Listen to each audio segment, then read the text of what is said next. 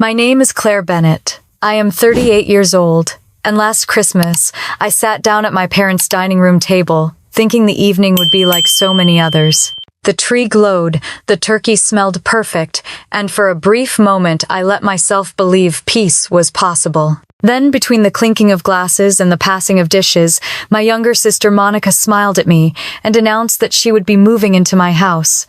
The room fell quiet, every eye waiting to see what I would do. Have you ever been caught in a moment where silence would cost you everything but speaking up might change your family forever?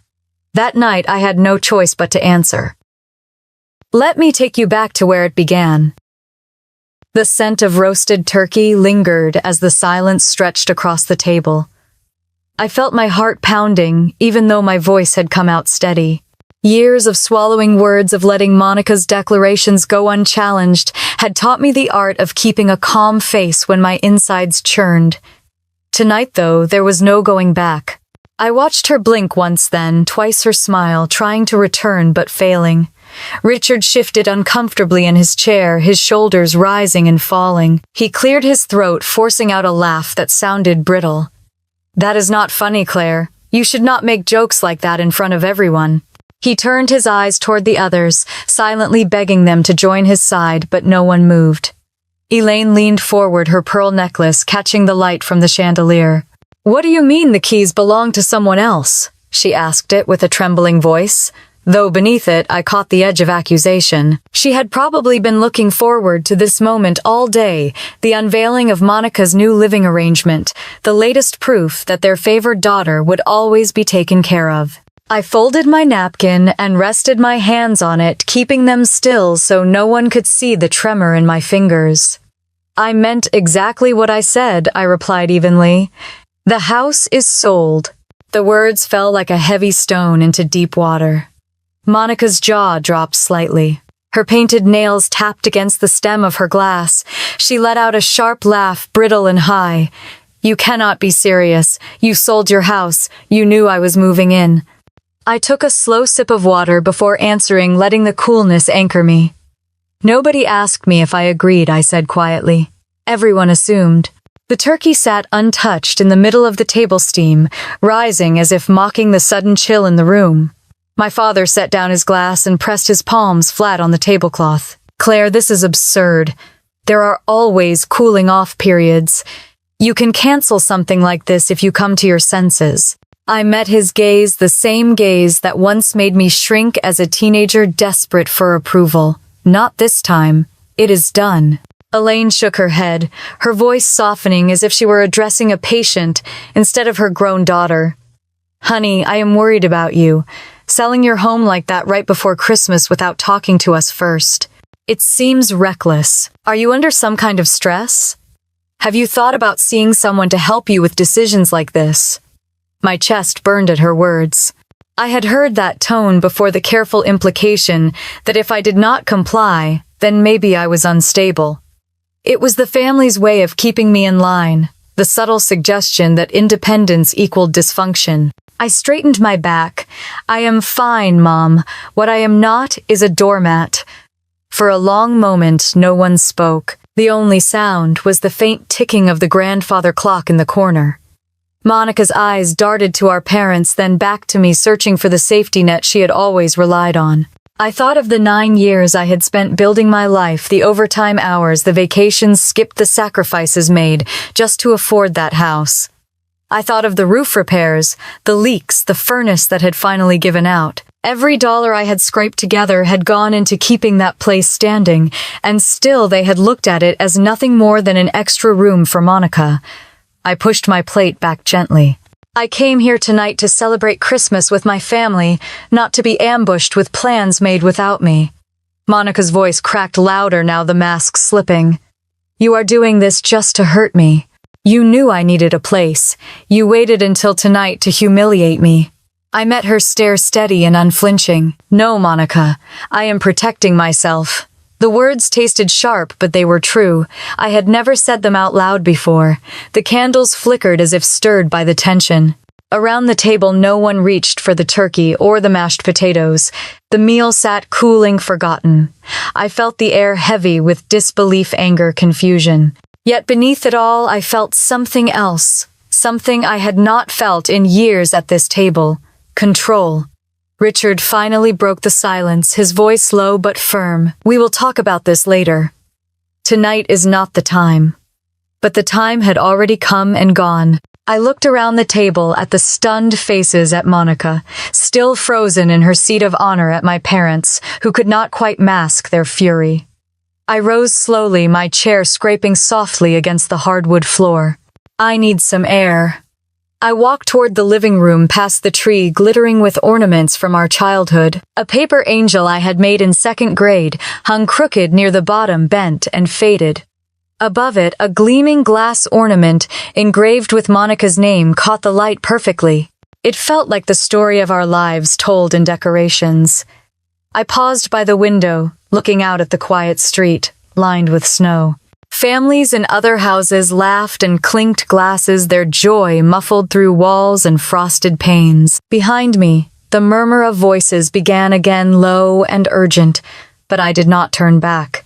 For the first time, I let them talk without me, my breath fogging the cold glass, as I stood alone, steady, knowing the balance in this family had just shifted in a way none of them expected. Richard's chair scraped back from the table, the sound sharp against the hardwood. His voice cut through the low murmurs, louder than the ticking clock in the hallway. "What on earth do you mean the house is sold?" He leaned forward, palms flat on the table, his face redder than the wine in his glass. Elaine's hand hovered over her fork, her eyes darting from him to me. She looked as though someone had just pulled the rug out from under her. Monica, still sitting at the head of the table, stared wide-eyed, her champagne flute slipping from her fingers. It tipped and shattered on the floor, golden bubbles spreading across the rug, ignored by everyone. I turned back from the window and walked slowly toward the table, my heels quiet on the floor. My heart pounded, but my steps felt steady. I pulled my chair back and sat down again, folding my hands in my lap. "I have 30 days left," I said calmly. "After that, the house belongs to someone else." The silence that followed was heavy, suffocating. Richard's mouth opened and closed once, like he could not quite find the words. Then his voice rose again, harsh, like a verdict. "This is not final. You can cancel a sale. There is always a cooling-off period. No judge would hold you to something rash done without counsel." My jaw tightened. I had expected this. I had rehearsed it in my head, knowing how he would lean on his authority, how he would try to intimidate me into bending. "It is done, Dad," I answered, my tone clipped. "The papers are signed." Elaine finally found her voice. She leaned across the table, her pearls swaying with the motion. "Claire, sweetheart, listen to me. Selling your home without even telling us first, right before Christmas. That is not like you. Something must be wrong." Her voice was soft, soothing, the same tone she used when neighbors lost jobs or church members faced illness. To everyone else, it sounded compassionate. To me, it was a blade. "You make it sound like I am unstable," I replied, keeping my voice level though my pulse hammered. "I am not. I made a decision." Monica blinked fast, her eyes glistening. "So you are really going through with this? You knew I needed a place. You knew, and you did it anyway." Her voice cracked and she pressed a hand to her chest, as if the betrayal might physically break her. "No one asked me if I was willing," I said. "The decision was made around me, not with me."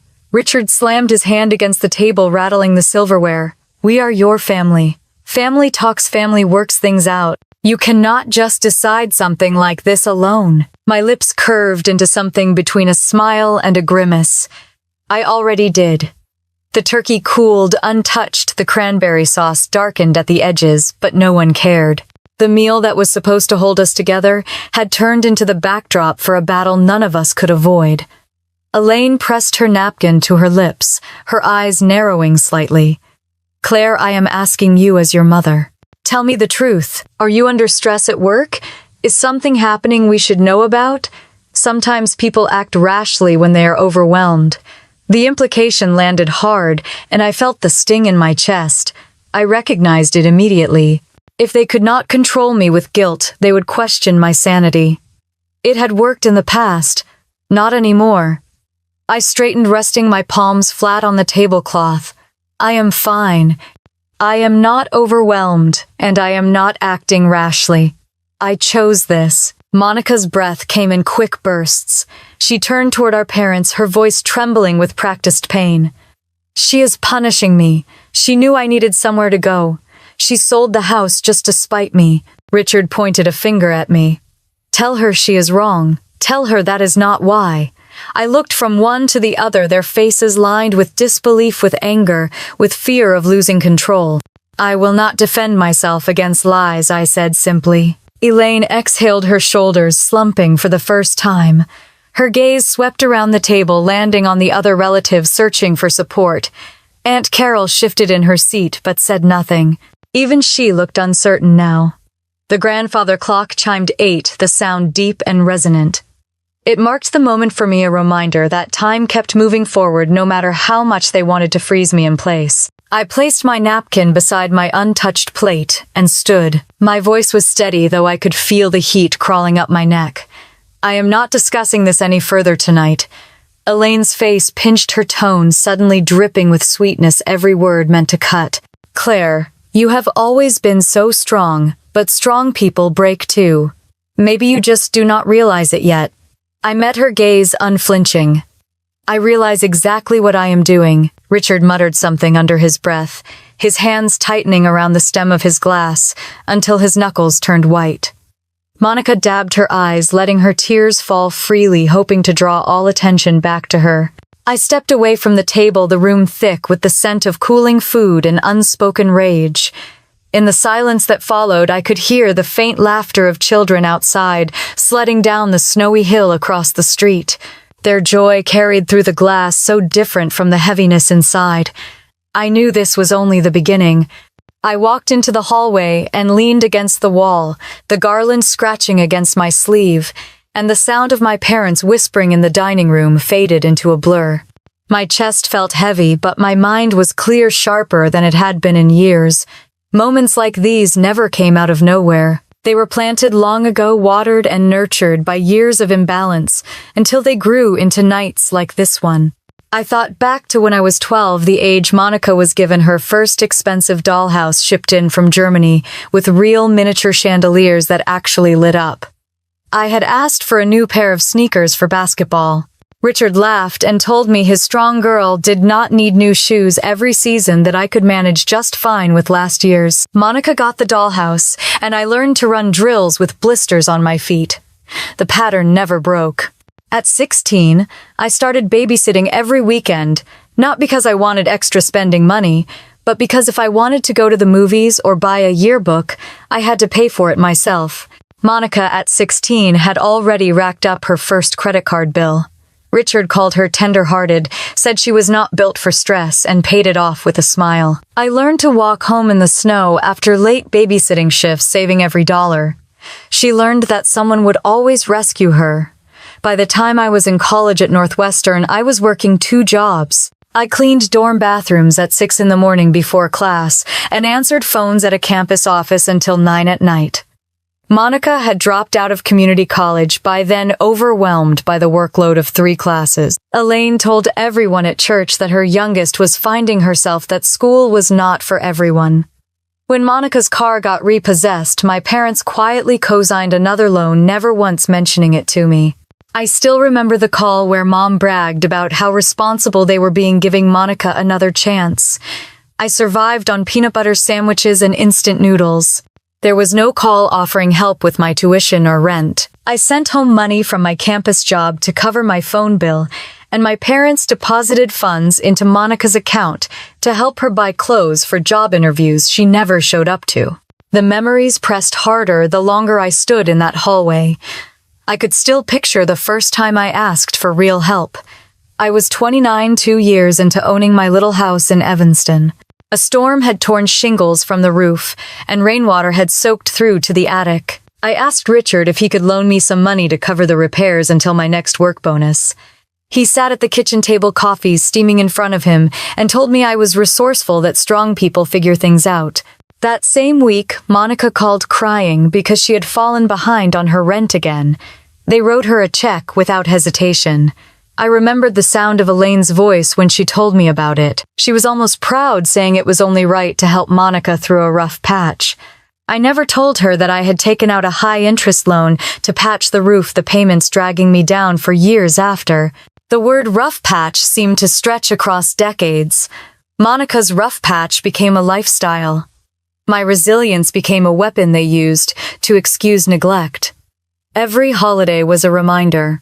At Christmas, they gave Monica gifts wrapped in glossy paper gadgets and jewelry she had hinted at. I got a check written hastily that barely covered what I had already spent traveling home. The sharpest memory came back like a knife. Just last year, Monica had fallen behind again, 3 months late on rent in her Chicago apartment. She called Elaine sobbing. Richard said they would not let their baby girl lose her place. They wired the landlord the full amount. That same month, my furnace failed. The estimate for replacement was $6,000. I called Elaine desperate, explaining the situation. She sighed, said money was tight, that perhaps I should consider a space heater until spring. I swallowed hard in that moment and never asked again. I signed on for another line of credit, the interest climbing like ivy around my neck. That was the moment I knew things would never change. Now, standing in my parents' house with laughter muffled from outside, I let the truth settle fully. My strength had never been seen as something to admire. It was an excuse. A justification for them to give everything to Monica while expecting me to carry myself. They praised her fragility as if it were a virtue, while mine was treated like armor they could pile more weight onto. I remembered the look on Monica's face the third time they bailed her out of rent. Relief mixed with entitlement, like it was her due. I remembered the way Richard told me proudly that they had stepped in again, as though it proved their generosity. When I asked quietly if they might help me with the roof, he waved me off. He said life was tough, and tough people find ways to manage. I closed my eyes in the hallway and saw the buckets I had lined up under the leaks, the water dripping steadily, while I sat on the floor, calculator in hand, trying to stretch numbers that refused to stretch. I could still hear the steady patter against the bucket lids, the sound of my own exhaustion echoing with it. The anger rose hot and steady, but beneath it was something else. Clarity. That was the moment the decision to sell my house had really begun, not last week or last month, but the day my parents told me my struggle was not worth their help, while Monica's mistakes were worth endless rescue. I opened my eyes and straightened the garland, scratching again against my sleeve. From the dining room, I heard Elaine's low voice, still performing concern, still trying to cast me as the unstable one. Monica sniffled loudly, playing the part she always played. Richard muttered about responsibility, about family obligations. I looked back toward the window. Snowflakes fell heavier now, catching in the glow of the streetlights, each one silent and cold, but together forming a blanket. Families across the street shouted and laughed, sleds scraping against the icy hill, their joy sharp against the muted drama in this house. For a moment I let myself breathe with them, as if I could inhale their ease. Then I exhaled steady. And long, remembering buckets, catching water in a dark attic, remembering unpaid bills, remembering that third rent payment my parents made for Monica while I patched shingles alone.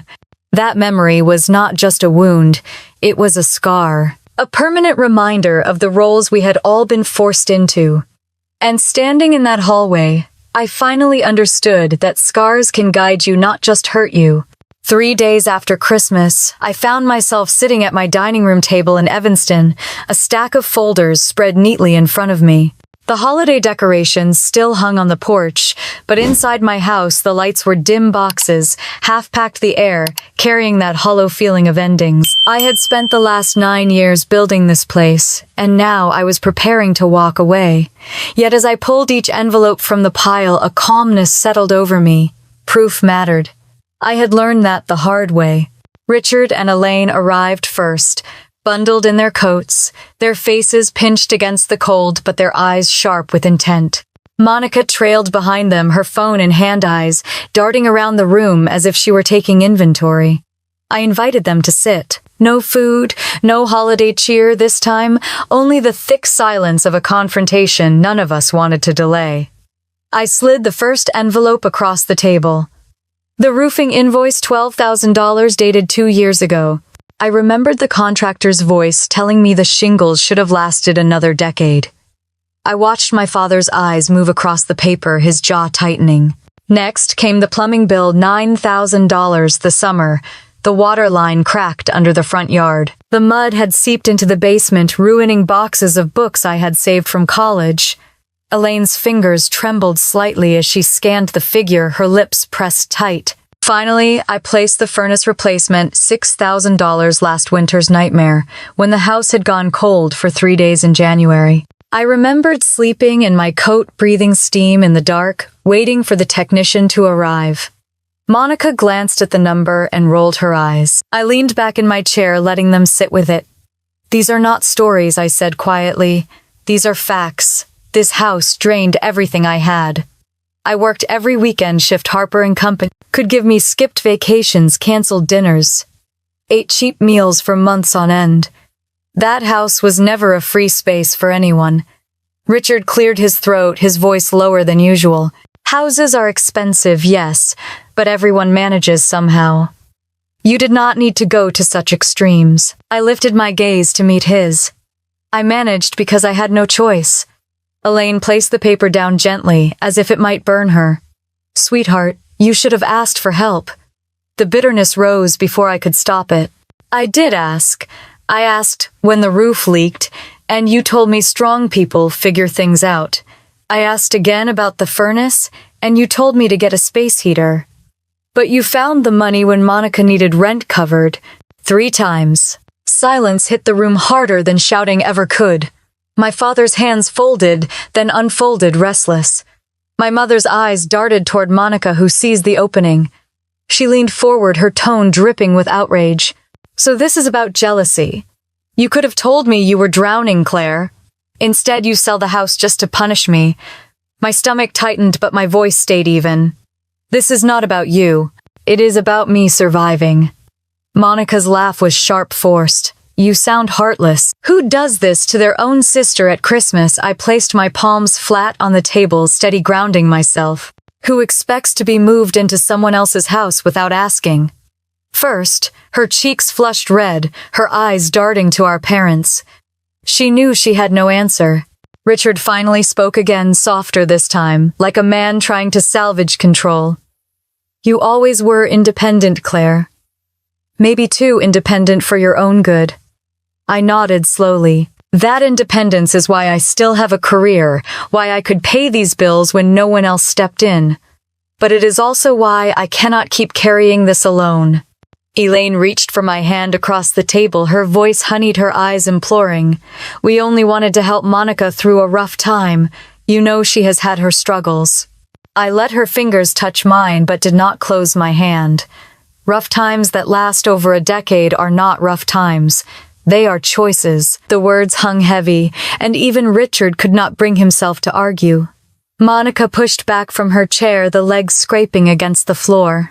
She stood, hands on her hips, eyes wet, but her voice rising in practiced drama. "You are cruel. You always look down on me. Now you have proved it to everyone." I did not rise. I only gathered the papers back into their folders, stacking them neatly, my movements calm in contrast to her storm. "Cruelty is expecting someone else to clean up your life forever." Her mouth opened, then shut, no words forming. She turned to our parents, waiting for them to rush to her side. Richard and Elaine remained seated, their faces pale, their silence louder than any defense. I placed the folders back into my bag, slid the zipper closed, and leaned back. "This conversation is finished." The room was thick with tension, but underneath it I felt a strange lightness. I had laid the truth bare, paper by paper, number by number. For the first time, they had no ground to stand on, no story they could spin, to erase the reality in front of them. I stood and walked toward the door, pulling my coat from the hook. Behind me, I heard Monica's chair scrape again, her voice sharp, accusing echoing in the hollow space of my home. But this time, her words felt powerless. Outside, the snow crunched beneath my boots. The air bit at my cheeks, clean and cold, sharper than the air I had just left behind. I pulled my scarf tighter and started down the street, my breath rising in clouds. Somewhere behind me, the lights of my house still glowed, but in a few weeks they would belong to someone else. For the first time, that thought did not sting. It steadied me. The following morning, I poured myself a cup of coffee and opened my phone, still wrapped in my robe, trying to shake off the heavy conversations of the last few days. What greeted me on my screen made the mug tremble in my hand. Monica's face stared back at me from a Facebook post, her eyes wide and tearful in the selfie she had taken. The caption beneath read that her own sister had made her homeless at Christmas, that she had nowhere to go, and that she was devastated to learn family could treat her this way. The comments stacked underneath in long threads. "You're so strong, honey. We're praying for you." People offering her spare rooms, couches, sympathy. Then I saw Elaine's name. "We're here for you, sweetheart. Always." My chest tightened as I read those words, the betrayal deeper than the cold outside. I set my coffee down before I dropped it, my hand shaking against the counter. In a few short lines, Monica had rewritten the story, casting herself as the victim, me as the villain. The truth of bills and repairs, of years of work and sacrifice, meant nothing against the power of a single post and a curated photograph. By noon, the post had been shared by 3 relatives. My phone buzzed with notifications from cousins I had not spoken to in years. One message from my aunt in Ohio read, "I can't believe you would do this to your sister. At Christmas of all times." The words blurred on the screen, my breath coming fast. I shoved the phone into my bag and drove to work, the familiar streets of Evanston sliding by without registering. My office at Harper & Company Media sat quiet when I walked in, but eyes lifted as I passed. Conversations hushed. By the time I reached my desk, Lisa Harper from accounting was standing there, her expression pinched with concern. "Claire," she whispered as if discussing a scandal. "I saw your sister's post. Is it true you sold your house and left her with nothing?" She glanced around as if she did not want anyone else to hear. "If you need help, my church has a program for people without housing. We can find her somewhere to stay." The heat rose to my cheeks, shame mixed with anger, though I had done nothing wrong. Lisa looked at me with pity, not understanding that the story she had read was a performance, not reality. I pressed my palms flat on my desk. "Monica is not homeless, Lisa. She has an apartment and parents with a 4-bedroom house. She is not sleeping on the street." Lisa's eyes widened, but her doubt lingered. She gave me a small nod and retreated, but I knew the conversation would not end with her. By afternoon, 3 more coworkers had stopped by, each asking in roundabout ways if I had really left my sister stranded. The whispers followed me down the hallway, clinging like smoke. That night, I sat at my kitchen table, surrounded by boxes, my phone buzzing again and again. Finally, I opened the group chat our extended family used for birthdays and reunions. My stomach dropped. Message after message painted me as cold, unfeeling, heartless. My cousin Jennifer had written, "How could anyone do this to family?" Uncle Robert added, "A house is not worth more than your sister." The words burned. I scrolled until I found Elaine's reply, chiming in with careful sorrow. "We are very worried about Claire. She is not herself these days."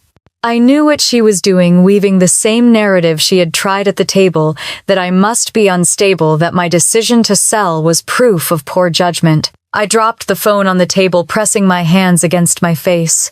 For a moment, the weight of it all pressed down hard, the years of being cast as strong, now recast as cruel. Monica had always played the part of fragile, and fragility was easy for people to rally around.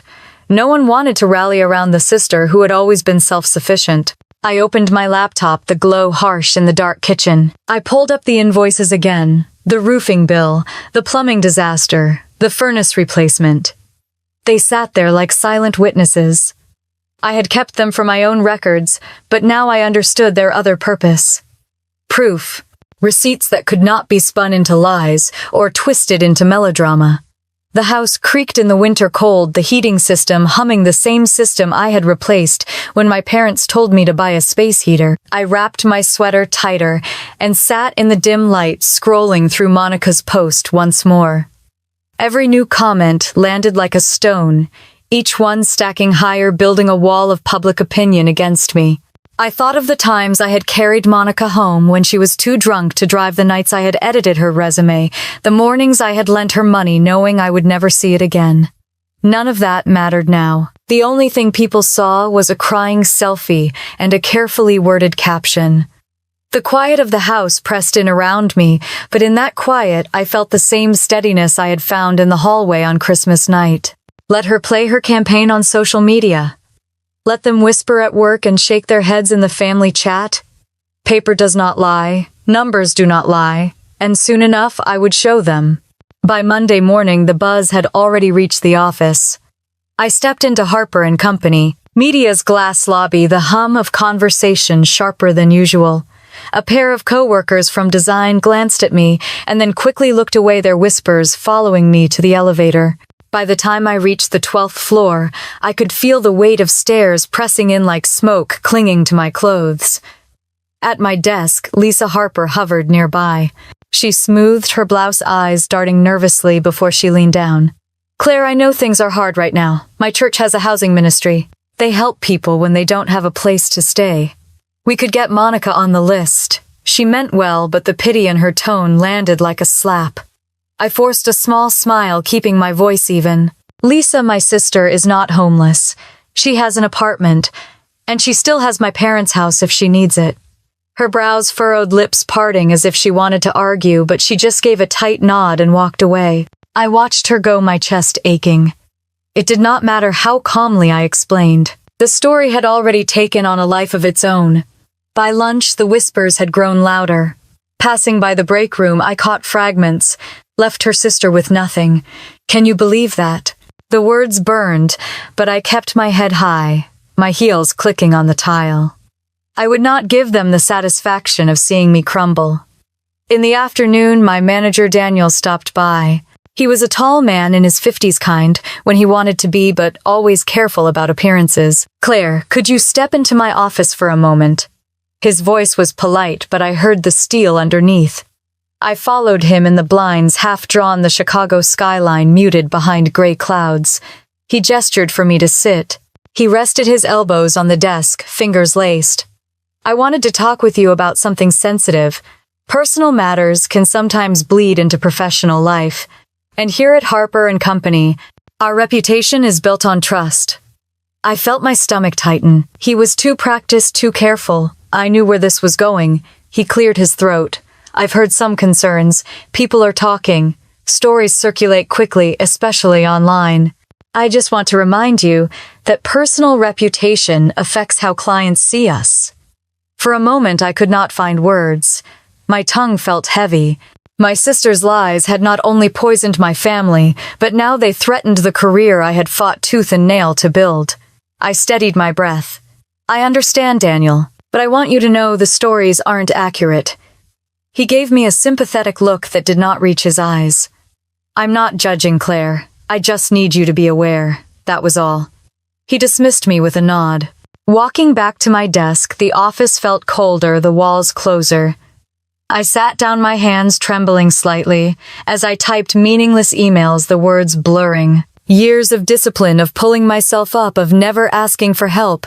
And here I was, being quietly warned because my sister had posted a picture with teary eyes and a dramatic caption. By 5 o'clock I was exhausted, though I had done nothing all day except defend myself in silence. I packed my bag and started toward the elevator. That was when Thomas appeared, leaning against the wall with his coat slung over one arm. He was younger than me, early 40s, sharp, but easygoing, the kind of colleague who noticed more than he said. "Rough day?" he asked, falling into step beside me. I gave a humorless laugh. "Something like that." We rode down in silence until the doors opened into the chilly lobby. Snow swirled against the glass doors, flakes sticking to the sidewalks outside. Thomas glanced at me. I saw the post. "You don't owe me an explanation, but I know how these things go. Families twist stories. People believe what's easy." His words stopped me. I searched his face, expecting judgment, but found only steadiness. I exhaled, shoulders loosening. "Thank you," I said quietly. He nodded. "If you need help moving when the time comes, I've got a truck and a strong back. Just say the word." The lump in my throat surprised me. In a week where everyone else seemed to see me as cold or cruel, here was one voice offering help without strings, without pity. I blinked hard and managed a smile. "I might take you up on that." "Good," he said simply. Then he opened the door, and let the winter air rush in, holding it for me as we stepped out into the cold. The city streets glistened under the snow headlights cutting through the dusk. For the first time in days, the whispers and the lies felt a little smaller, a little less sharp. Someone believed me even if it was just one person. And that belief, quiet and solid, was enough to keep me moving forward. Saturday afternoon, I pulled into my parents' driveway, the snow piled high along the edges where Richard had shoveled earlier. The windows glowed warmly against the gray sky, but my chest tightened as I noticed extra cars lined up at the curb. I recognized Aunt Carol's station wagon, Jennifer's compact, and the dark sedan that belonged to Uncle William. The moment I stepped inside, the smell of coffee and cinnamon filled the air, but the tension was thick enough to cut. Elaine greeted me with a quick hug that was more performance than affection. "We are all waiting in the dining room," she said, her tone clipped. I followed her down the hallway and into the room that had once been the backdrop for birthdays and Thanksgivings. The long table was cleared, except for a neat stack of papers already placed in front of my seat. They wanted me to defend myself here on their stage. Monica sat at the far end, dabbing at her eyes with a tissue, her lips trembling as though she had been crying for hours. Richard stood at her shoulder, hand resting protectively on the back of her chair. I slipped into my seat and unzipped my bag. From it, I pulled the folders I had spent nights organizing, each labeled, each filled with invoices and bank statements. The room fell quiet as I laid them out in front of me, the soft shuffle of paper, the only sound. Richard cleared his throat, his voice carrying the authority he always assumed would silence me. "Claire, this family needs to come to an understanding. Selling your house was rash. We called everyone together today so we can figure out a solution before it's too late." I kept my eyes on the papers, my fingers smoothing the edge of the roofing invoice. $12,000, I said, sliding it across the table. 2 summers ago, when the storm ripped half the shingles away, the contractor told me they should have lasted 10 more years. Insurance denied the claim. I paid every cent. Aunt Carol frowned, leaning closer to see the number. Jennifer shifted uncomfortably in her seat. Uncle William adjusted his glasses and studied the invoice without expression. Next, I placed the plumbing bill on top. $9,000. The water line burst in July. The city dug up my front yard and told me the pipe on my side was my problem. Mud filled the basement. I spent weeks drying what I could save. Elaine pursed her lips, her eyes flitting between me and the paper. Richard looked away. Finally, I set the furnace replacement in the center, $6,000 last January when the house froze. I slept in my coat for 3 nights. I paid a technician up front because no one else was going to cover it. The numbers sat heavy in the silence. My chest rose and fell evenly, though my heart pounded. These are not whims. These are choices I had to make to survive. Selling the house was not rash. It was inevitable. Uncle William leaned back in his chair, steepling his fingers. As a lawyer, I can tell you, once a contract is signed in Illinois, there is no cooling-off period for real estate. This sale is binding unless the buyer fails to perform. He glanced at Richard. "Your daughter's decision is final whether you approve or not." Richard bristled, his voice rising. "Families find ways around things. We can talk to the buyers, appeal to their decency." William shook his head. "You cannot undo this without consequences."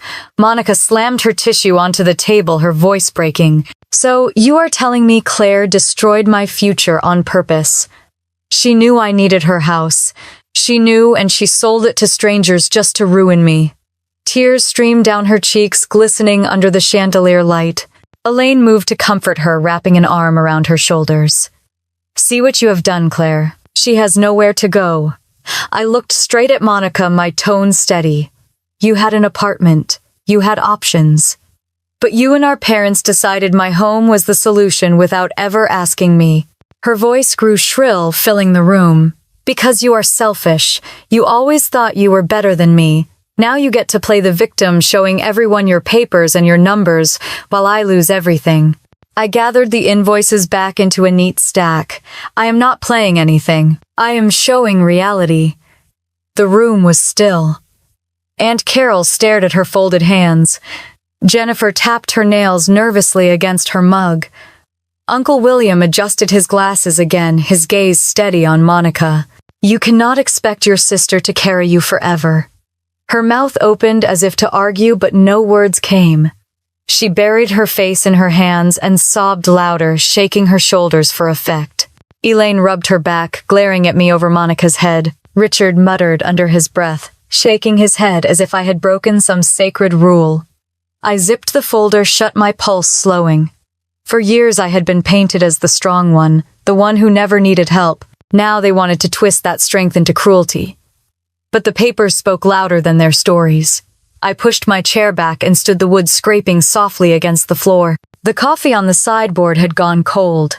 The plates stacked neatly beside it were untouched. The whole gathering had been a performance, and I had refused to play my part.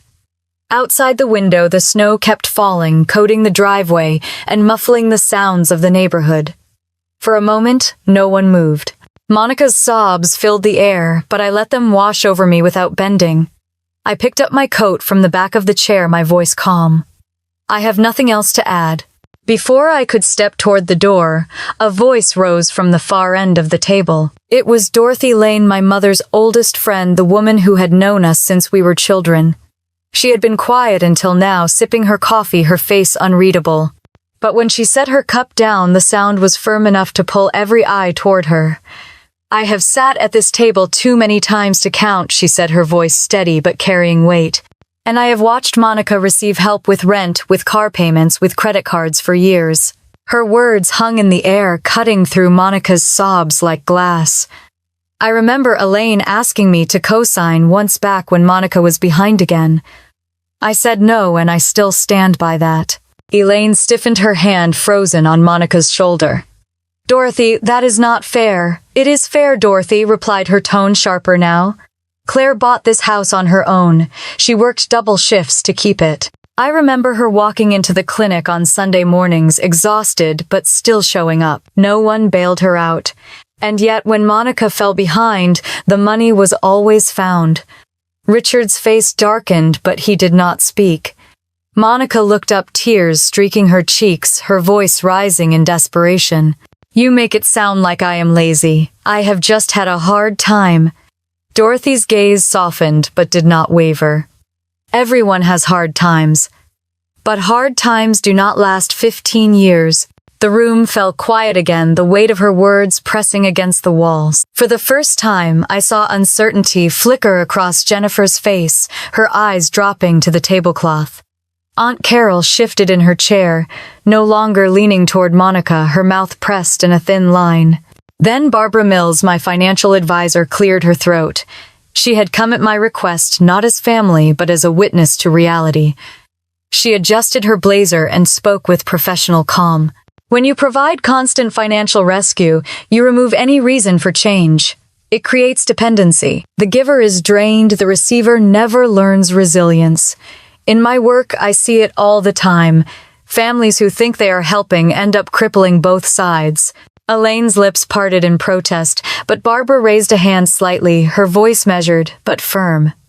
Claire did the right thing by making a decision for her financial health. Selling a home before it sinks you further is not cruel. It is responsible. Richard exhaled loudly, his hand drumming against the wood. Families help each other, he muttered. That is what we do. Barbara looked straight at him. Helping is teaching someone to stand. Enabling is carrying them until you collapse. Which one do you think you have been doing? The question cut the air clean. Richard's mouth opened, then shut. Elaine's eyes flashed with anger, her voice suddenly sharp, louder than it had been all night. We are talking about family. We do not abandon each other because of numbers on a page. Claire has forgotten what it means to belong. I felt the sting, but Dorothy's voice came again, gentler this time. Belonging does not mean sacrificing your life for someone who refuses to take responsibility. I have watched Claire carry her load alone. If she has finally drawn a line, it is long overdue. Monica slammed her palm on the table, the tears returning in waves. So now everyone is against me. You are all just letting her win. Uncle William shifted, clearing his throat. No one is against you, Monica. But the contract is binding. The sale will go through whether you approve or not. The sound of Monica's sobbing filled the room once more, but it was different now. Not triumphant, not convincing. It sounded hollow. I scanned the faces around the table and saw doubt creeping and sympathy draining from eyes that had once looked at her with unwavering indulgence. Elaine's hand tightened on Monica's shoulder, her glare fixed on me. Her voice was cold, stripped of sweetness. "You may think you are justified, Claire, but one day you will regret turning your back on your own blood." I slipped my arms into my coat sleeves, the fabric heavy but warm against me. "Maybe," I said quietly. "Or maybe I will finally breathe." No one stopped me this time as I walked toward the door. The snow had thickened outside the driveway, already covered again. Behind me, voices rose in low arguments, Elaine defending Dorothy, insisting Barbara, explaining.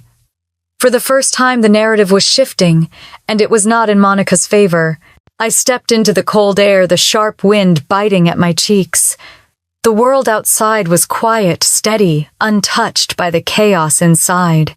My boots crunched against the snow as I headed toward my car, each step firm carrying me farther from the house that had never been a safe place for me. Back at my own house, the boxes lined every wall of the living room, stacked high like uneven towers. Some were labeled carefully in black marker, others sealed shut in a hurry, with tape peeling at the edges. The once warm space felt less like a home, and more like a storage unit waiting to be emptied. I sank into the armchair I had not yet wrapped, pulling my phone from my pocket. The screen lit with missed calls. 6 from relatives in Ohio, 3 from cousins in Indiana, 1 from an uncle I had not spoken to in over a decade. The voicemail notifications piled up. Against my better judgment, I pressed play. "Claire, this is Aunt Susan. I just heard from Elaine. I cannot believe you would leave Monica without a place. You have always been so cold." Another voice followed, lower and sterner. "Your father is right. Family is family. You may have money now, but one day you will regret this, Claire." The words blurred together, each one carrying the same accusation, the same rehearsed disappointment. By the 5th message, I stopped listening and let the phone drop into my lap. I rubbed my temples, the weight of their judgment pressing harder than the cardboard boxes surrounding me. The silence of the room deepened. I could hear the hum of the refrigerator and the faint whistle of wind against the window panes. I stared at the towers of packed memories and wondered how many of these things had cost me sleepless nights, how many had been bought with overtime hours and meals skipped. After a while, I stood and wandered to the bookshelf, half-emptied dust outlines marking where my favorite novels once sat. A frame had slipped between 2 stacks wedged in the corner. I pulled it free and brushed off the dust. The photograph hit me like a punch. There I was, in 2014, standing on the porch of this very house, a set of keys in my hand, my smile wide enough to split my face. The realtor had snapped it as a surprise after closing, catching the exact moment I realized I had done it. Bought a house completely on my own. I stared at that younger version of myself. My hair pulled back in a messy ponytail, my coat too thin for the February chill, but my eyes shining. Pride without apology. Accomplishment that did not depend on anyone else's approval. I pressed the frame against my chest, sinking onto the edge of a box. The phone buzzed again on the armchair, another cousin calling, but I ignored it. Their voices could not erase this picture, could not rewrite what I had built with my own 2 hands. My mind wandered back to those first nights in the house. No curtains yet, the windows bare, me eating Chinese takeout on the floor because I had not bought furniture. The air had smelled of fresh paint and possibility. I remembered falling asleep surrounded by paint cans, too tired to keep brushing the walls, but too proud to stop smiling. I thought of the sacrifices stacked behind that smile. Years of paying down student loans while watching Monica rack up credit card debt my parents wiped away. Years of driving a rusted Toyota while they helped her lease a new car she could not afford. The furnace breakdowns, the leaks, the endless repairs, all of it built into these walls. All of it mine. I set the frame carefully on top of the nearest box, tracing the edge with my fingers. That photo was my reminder. My proof that every decision I made now was not out of cruelty but survival. I had given enough of myself already. The phone buzzed again, this time with a message notification. I opened it and read the family group chat, the words swimming on the screen.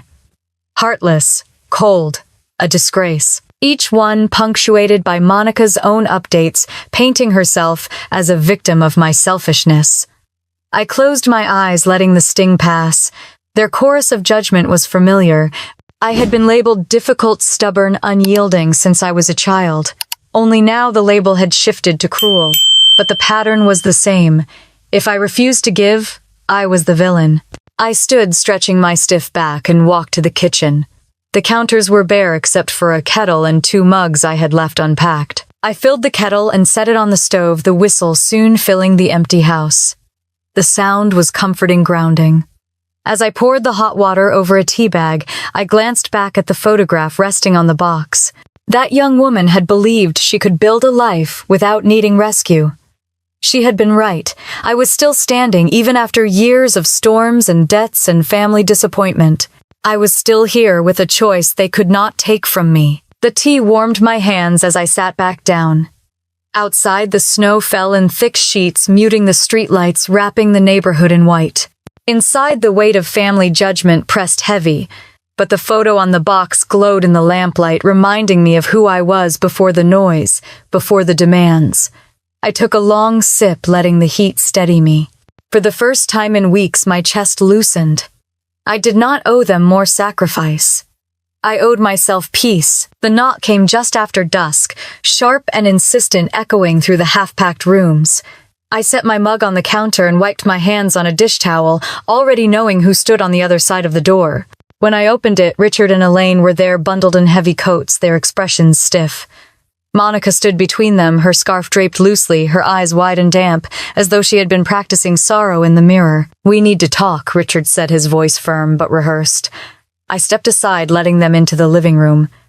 The boxes stacked against the walls seemed to unsettle them, reminders that my decision was already in motion. Elaine's eyes lingered on the photograph of me holding the keys in 2014, resting on top of a box. She pressed her lips together and turned away. They did not sit until I gestured to the couch. Monica folded herself into the corner shoulders, hunched her tissue already in her hand. Richard stayed standing, looming near the window, and Elaine perched on the edge of the cushion like she might spring forward at any moment. "Family helps family." Richard began, his words clipped. "That is how we survive. That is how we have always done it." Elaine nodded quickly, her voice softer, coaxing. "Claire, we know you feel hurt, but you cannot turn your back on your sister. She just needs a little time, a roof over her head while she gets settled." Monica dabbed at her eyes, looking at me with practiced fragility. "Just a few months, Claire. I swear I will get back on my feet. I cannot do this alone." Her voice cracked perfectly on the last word. I sat across from them, folding my hands in my lap, letting the silence stretch long enough for their words to echo back at themselves. Then I reached into my bag and pulled out a business card, sliding it across the coffee table toward Monica. "Harper & Company Media has an entry-level marketing position. Interviews are next week. I already spoke to HR. If you want stability, this is a start." Her eyes flickered down to the card, then back up at me. She let out a brittle laugh, shaking her head. "You think a low-level job will solve everything? I am not desperate enough to take scraps." Richard bristled, his voice sharp. "That is insulting, Claire. She needs real help, not this." I leaned back against the chair, my tone even. Real help is giving her the chance to stand on her own. Anything else is just postponing the same problem. Elaine's cheeks flushed pink. "She has always been more fragile than you. She cannot handle what you handle." I met her gaze steady. "Maybe it is time she learns." Monica pushed the card back toward me with the edge of her finger, her lips tight. "I do not want your charity." I did not move to pick it up. The card stayed there, white against the dark wood, the logo catching the lamplight. We sat in tense silence, the only sound the hum of the furnace. Finally, Elaine stood, smoothing her coat. "We have said what we came to say. You will regret this, Claire." Richard gave a curt nod, ushering Monica toward the door. She followed, her shoulders slumped, her eyes cast down. As she passed the coffee table, her hand brushed the card. I caught the flicker of movement, the way her fingers curled, just enough to slip it into her pocket before she straightened again.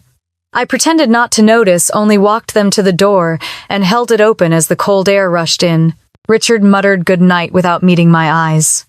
Elaine gave me a look filled with disappointment, as if she could will me into shame.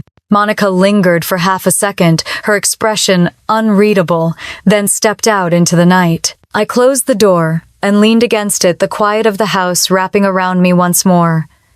For a long moment, I stood there listening to their car start, watching the headlights cut across the snow before fading down the street. I turned back to the room, my gaze falling on the empty spot on the table where the card had been. A small shift, barely noticeable, but it was there.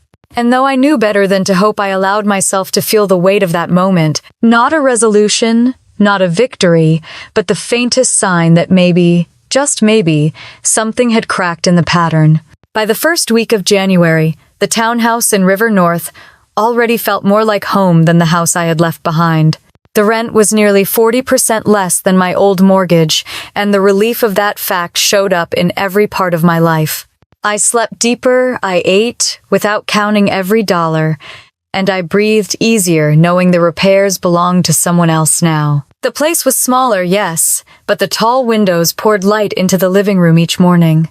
The hardwood floors gleamed, the hum of the city drifting in through the glass, instead of the quiet resentment of the suburbs. I unpacked slowly, taking my time deciding what to keep and what to leave behind. With each box emptied, I felt lighter, as if I had shed not just things but years of burden. On Tuesday evening, I walked to the community center, a few blocks away, for my first photography class. My camera hung heavy but familiar around my neck. Inside, people of all ages gathered, chatting easily as they adjusted straps and lenses. The instructor, a woman with salt and pepper hair and a warm laugh, began with basics, but I felt something stir in me that I had not felt in years. Curiosity. Creativity. The joy of learning something entirely for myself, with no one demanding I give it away. After class, I strolled back through the crisp winter air, my breath fogging as the Chicago skyline shimmered against the frozen river. For once, my thoughts did not drift back to bills or family drama. They stayed with me with the possibility of new beginnings. Still, the past tugged at the edges of my mind. Monica had been quiet online lately. No dramatic posts, no tearful updates, a silence that felt unnatural after the storm she had stirred. Then one afternoon, Lisa from work approached me in the break room, her voice softer than before. "I ran into your sister downtown last week," she said. "She mentioned she went to an interview at Harper and Company. I thought you should know." I froze with my coffee halfway to my lips. I did not let my face betray the swirl of emotions. "Thank you," I managed, setting the cup down. "She did not say how it went," Lisa added, "but she seemed different." Then she left, leaving me to absorb the news. I sat alone thinking of that moment when Monica slipped the business card into her pocket. She had pretended to reject it to maintain her performance, but perhaps she had taken a step I never thought she would. I did not know if it meant change or just another experiment, but it was hers. For once, it was not my responsibility. Friends of Monica's had begun to drift away. Word traveled fast in our circles. The truth about her unpaid rent, her history of bailouts, had leaked through cousins and coworkers until even her most loyal defenders could not deny the pattern. The sympathy that had flooded her Facebook post in December thinned out, leaving only silence where the cheers once echoed. I heard murmurs through family channels. Elaine had stopped sharing Monica's posts. Richard had grown quiet in group chats. Even Aunt Carol had written privately to me saying, maybe Dorothy had been right. Maybe the enabling had gone too far. Their words did not heal the years of imbalance, but they did lighten the load I carried. One evening, I sat by the window of my new living room, the city lights sparkling below. I poured myself a glass of wine and lifted the old photograph I had placed on the side table, the one of me in 2014, holding the keys to my first house. I studied my younger face, the wide smile, the fearless pride. That girl had carried burdens she never should have. That girl had believed it was her job to hold everything together. I set the photo down and looked around at the new space, uncluttered and bright. I realized I was no longer that girl. I did not have to be the older sister who saved everyone else. I was not bound to Monica's crises or my parents' expectations. My life was mine again. The relief was subtle, but powerful, like the loosening of a rope that had been pulling at my chest for decades. I took a slow breath, watching the headlights weave along the streets below, each one carrying someone else's story. Mine, for the first time, was finally free. A week later, I sat at my parents' dining room table again, but everything about it felt different. The long, polished surface that had hosted countless arguments was bare, except for simple placemats and a plain centerpiece of pine cones left over from Christmas. The food was modest roast chicken with potatoes, green beans, lightly salted. No champagne chilling, no china pulled from the cabinet, no performance of perfection. Just a quiet dinner, subdued and careful. Richard poured himself a glass of water instead of wine. Elaine fussed briefly with the napkins, her movements smaller than before. Neither of them looked eager to speak. The weight of all that had happened hung in the room, but not with the explosive energy of weeks earlier. It was heavier, slower, like ashes after a fire. Monica sat across from me. She had trimmed her hair shorter and her makeup was minimal. She looked tired, but there was something less frantic about her now. For the first part of the meal, she kept her eyes on her plate, the scrape of her fork the only sound she made. Finally, she cleared her throat, her voice tentative. "I started that job," she said, glancing quickly at Richard and Elaine. "At Harper & Company, it is entry-level, just marketing assistant. I am still on probation." Elaine reached out and touched her hand gently. "That is good, sweetheart." Richard gave a stiff nod, but he did not add the gushing praise he once would have. I set down my fork and studied Monica. She avoided my eyes, fiddling with the edge of her napkin. "That is a start," I said evenly.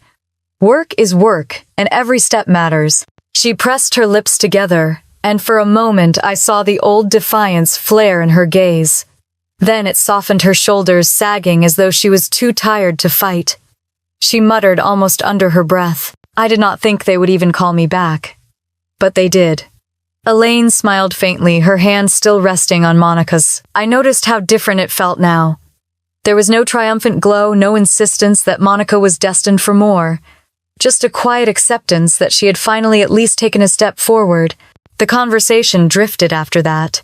Richard asked me about my townhouse. I told him it was smaller but brighter, more manageable. He nodded without comment. Elaine asked about my photography class, her tone polite, not mocking. I explained that it had given me something new to look forward to. She offered a faint smile, the kind that did not reach her eyes, but it was more than I had expected. Dinner ended without the explosions, without the accusations. The silence was not comfortable, but it was no longer hostile either. It felt like a truce. Later that evening, back in my townhouse, I set my coat on the rack and walked into the living room. The hardwood gleamed under the soft glow of the floor lamp. My boxes were mostly unpacked now. The shelves held the books I had decided to keep, and the photograph from 2014 sat framed on the console table, its proud smile facing outward. I opened a bottle of wine and poured a glass, watching the red swirl against the crystal. I carried it to the window, leaning against the frame, as the lights of River North sparkled below. The hum of the city was steady, a comfort rather than a burden. I thought about Monica sitting at a new desk somewhere downtown, answering phones or sorting files. I pictured her pulling out that card I had handed her weeks earlier, the one she had pretended to reject, and I let myself imagine the moment she decided to use it. I did not know if she would last, if she would change, but it was no longer my responsibility to make sure. That weight had been lifted, and I was not picking it back up again. My parents' silence at dinner lingered in my mind. For years they had rushed to defend Monica, to explain her fragility, to cast me as the unyielding one. This time, they had said little. They were adjusting slowly to a new reality where their excuses no longer worked. It was not the apology I once craved, but it was enough. I swirled the wine in my glass, thinking of all the years I had spent bound by that unspoken duty, the constant demand to sacrifice. It had taken me nearly 4 decades to understand that family loyalty should not mean erasing yourself. Tonight, standing in my own space, I finally felt the truth settle in my bones. I was not heartless. I was free. I lifted the glass slightly, not in a toast to anyone else, but in acknowledgement to myself. To the girl in that old photograph who had once thought survival meant constant sacrifice. To the woman I had become who finally understood that boundaries were not cruelty. They were protection. The night was quiet, the city lights blinking against the river, and I let the calm wash over me. No phone buzzing with accusations, no parents demanding more, no sister weeping at my expense. Just me, my home, and the steady rhythm of my own life moving forward. If you had been in my place, what would you have done? Would you have drawn the line the way I did, or would you have kept giving until there was nothing left? Tell me your thoughts about boundaries, about fairness, about whether family, obligation should outweigh self-preservation. Share your stories because I know I am not the only one who has faced this.